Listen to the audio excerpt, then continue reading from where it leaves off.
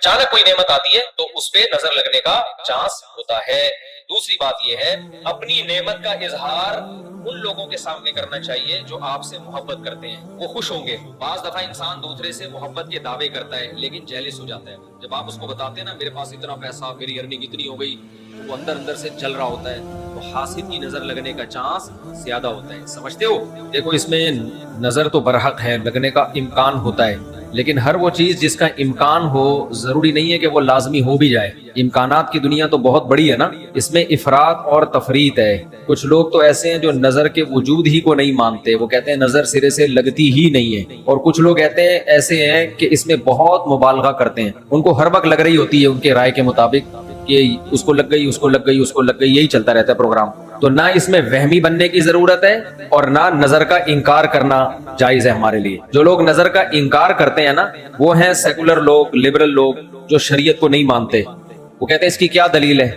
بھائی ہمارے پاس دلائل، مشاہدہ بھی دلیل ہوتی ہے لیکن وحی خود دلیل ہے ہماری نظر میں۔ وحی جب نبی صلی اللہ علیہ وسلم نے بتا دیا کہ العین حق، نظر برحق ہے، تو ہمارے لیے یہ بھی ایک دلیل ہے۔ اب کوئی رسول کو مانتا ہی نہ ہو، اللہ کو مانتا ہی نہ ہو تو وہ نہ مانے، وہ اس کا ہیڈیک ہے۔ ہم کوئی سائنسدانوں کو مجبور تھوڑی کر رہے ہیں کہ آپ نظر کو مانو۔ سائنسدان جنت مانتے ہیں کہ جنت ہے؟ جواب دینا۔ سائنسدان مانتے ہیں موت کے بعد دوبارہ زندگی ہے؟ یہ سائنس کا ٹاپک ہی نہیں ہے بھائی، سائنس یہاں تک پہنچی نہیں ہے۔ تو نظر تو برحق ہے، کوئی بھی اچھی چیز ہو، کوئی بھی بہت ہو، تو اس میں چانس ہوتا ہے کہ نظر لگ جائے۔ نبی صلی اللہ علیہ وسلم نے فرمایا اگر کوئی چیز تقدیر پر غالب آ سکتی تو وہ نظر ہوتی، اور نظر اونٹ کو ہانڈی تک پہنچا دیتی ہے۔ اچھا والا اونٹ ہوتا ہے، نظر لگی گیا۔ آپ نے دیکھا ہوگا بڑے بڑے اونچے کٹے بیل لوگ لے کر آتے ہیں بقرعید کے دنوں میں، بعض دفعہ نظر لگتی ہے دھڑام سے گر جاتے ہیں، بعض دفعہ ویسے ہی گر جاتے ہیں غربت مہنگائی سے متاثر ہو کے، لیکن بعض دفعہ نظر بھی لگتی ہے۔ تو ہمارے پاس جو نظر کے برحق ہونے کی دلیل ہے وہ رسول اللہ صلی اللہ علیہ وسلم کا قول۔ اسی وجہ سے یعقوب علیہ السلام نے جب اپنے بیٹوں کو مصر بھیجا تو خوب لمبے خوبصورت بیٹے تھے، تعداد میں بھی زیادہ تھے، تو ان سے کیا فرمایا؟ لا تدخلوا من باب واحد وادخلوا من ابواب متفرقہ، اے میرے بیٹو ایک دروازے سے داخل نہ ہونا، متفرق دروازوں سے داخل ہونا، کیونکہ ایک ہی گیٹ سے جب جائیں گے نا، ایک باپ کے 11 بیٹے اتنے خوبصورت اور لمبے لمبے اور خوبصورت جوان، لوگ بولیں گے یار کیسا خوش قسمت باپ ہے جس کے 11 بیٹے۔ سمجھتے ہو کہ نہیں سمجھتے؟ آج کل تو فیملی پلاننگ نے نظر کا چانس ہی ختم کر دیا، 2 بچے ہوتے ہیں وہ بھی اچھے نہیں ہوتے۔ تو یہاں قرآن سے بھی ہمیں، حدیثوں سے بھی پتہ چلتا ہے کہ امکان ہے، لیکن ایک بات یاد رکھو دنیا میں، یہ بہت امپورٹنٹ بات ہے، کاش اس کو سمجھ جاؤ، یہ تجربوں کا نچوڑ ہے جو میں آپ کے سامنے پیش کر رہا ہوں۔ امکانات کی بیس پہ یقینی دعوے کرنا یہ تمام گمراہیوں کی بنیاد ہے۔ جادو کا بھی امکان ہوتا ہے، کسی پہ جادو ہو جائے، ہزاروں میں کسی ایک پہ، لیکن روحانی عامل کے پاس جب آپ جاؤ گے کہے گا آپ پہ بھی جادو، آپ پہ بھی جادو، آپ پہ بھی جادو، آپ پہ بھی جادو۔ جب آپ کرو گے نا کہ بھائی مجھ پہ جادو کیسے ہے، کہے گا کیا جادو برحق نہیں ہے؟ سمجھ میں آ رہی ہے بات؟ ڈاکٹر یہ بدماشی کبھی نہیں کرتا۔ آپ ڈاکٹر کے پاس جاؤ، آپ کے گردے میں پین ہو رہا ہے، وہ چیک کرے گا کہ گیس کا پین ہے یا پتھری کا پین ہے، کیونکہ ڈاکٹر اس کا علم ہے باقاعدہ، وہ کبھی یہ نہیں کہے گا کہ پتھری ہے بس تکا مار دیا۔ بھائی ڈاکٹر صاحب پتھری کا پین کیوں ہے؟ تو وہ جواب میں کہے کیا گردوں میں پتھری ہوتی نہیں ہے کیا؟ آپ بولو گے ہوتی تو ہے، میرے ہے یا نہیں ہے مجھے تو یہ تو بتاؤ۔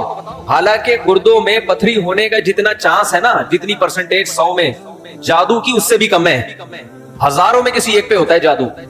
لیکن عاملوں کے پاس جب آپ جاؤ، یہاں الحمدللہ کچھ عامل ہیں جو میرے خلاف ایک فل پروپیگنڈا شروع کیا ہوا، اتنی خوشی ہوتی ہے مجھے، میں آپ کو بتا نہیں سکتا جب عامل میرے خلاف بولتے ہیں، اتنی خوشی ہوتی ہے۔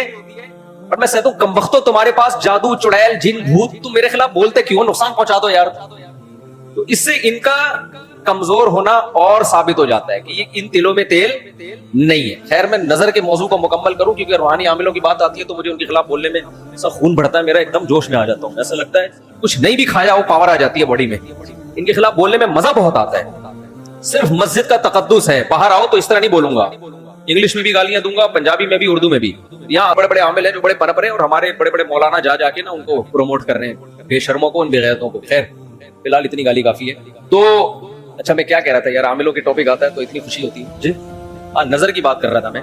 تو نظر میں جو ہے نا لگنے کا چانس ہوتا ہے، یہ ہے، لیکن چانس سے فائدہ اٹھا کے ہر ایک کو یہ کہنا کہ تم پہ جادو ہے، تم پہ نظر ہے، تم پہ یہ ہے، ڈاکٹر یہ کام نہیں کرتا۔ شوگر کا چانس ہوتا ہے آپ کو کہ شوگر ہے، لیکن یہ تو نہیں کہ ڈاکٹر جب تک کمپلیٹلی تحقیق نہ کر لے، ڈاکٹر نہیں کہے گا تمہیں شوگر ہے، تمہارے گردوں میں پتھری ہے، تمہارے پیٹ میں یہ مسئلہ ہے۔ حالانکہ امکانات تو ہوتے ہیں، لیکن آپ یہ جو ڈرامے باز لوگ ہیں نا، روحانی عامل، ان کے پاس جاؤ گے نظر ہی لگی ہوئی ہے آپ کو، لازمی کیا لگی ہے؟ کیونکہ جب کسی کے پاس کوئی فن نہیں ہوتا، علم نہیں ہوتا، تو وہ سب کچھ جانتا ہے۔ پھر سمجھ رہے؟ ڈاکٹر کے پاس علم ہوتا ہے کڈنی کا، لہذا تحقیق کرے گا، 100 میں 2 کو کہہ دے گا تیرے گردے خراب ہیں۔ عاملوں کے پاس چونکہ جن چڑیل بھوت کا علم ہوتا ہی نہیں ہے، لہذا ہر ایک پر جن بھی ہے، چڑیل بھی ہے، اور بھوت بھی ہے، اور نظر بھی ہے، اور موکل بھی ہیں، اور ہمزاد بھی ہیں، اور پتہ نہیں کیا کیا ہے، ڈرامے باز۔ سمجھتے ہو؟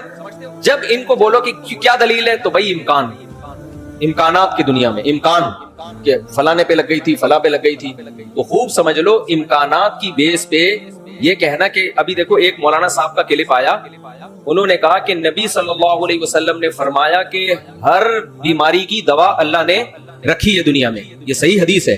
پھر انہوں نے ایک دوا بتائی کہ یہ شوگر کی بہترین دوا ہے۔ بھائی آپ ڈاکٹر ہو، آپ سائنٹسٹ ہو، کہہ رہے ہیں میں نے یہ کہیں سے نکالی ہے۔ ڈاکٹر کہہ رہے ہیں شوگر ایک اسٹیج پہ پہنچنے کے بعد لا علاج ہے، یہی کہتے ہیں نا ڈاکٹر۔ بھائی شوگر ایک اسٹیج پہ پہنچ جائے تو وہ کیا ہو جاتی ہے؟ اب ٹھیک نہیں ہو سکتی، کنٹرول کرنی پڑے گی، لبلبا ٹھیک نہیں ہوگا آپ کا۔ انہوں نے کہا کہ دیکھو ہر بیماری کی اللہ نے شفا پیدا کی ہے، تو یہ میڈیسن، یہ کوئی دیسی نسخہ ہے، یہ شوگر ٹھیک کر دے گا۔ اب دلیل کیا دے رہے ہیں؟ ہر بیماری کی اللہ نے دوا پیدا کی، یقیناً کی ہے، لیکن کیا وہ آپ کو معلوم ہے؟ کیا وہ دوا یہ ہے جو آپ پیش کر رہے ہیں؟ اس کی کیا دلیل ہے؟ بھائی بہت ساری دوائیں لوگوں کو معلوم نہیں ہے۔ تو اب یہ سمجھیں کہ 2 انتہائی میں جلدی سے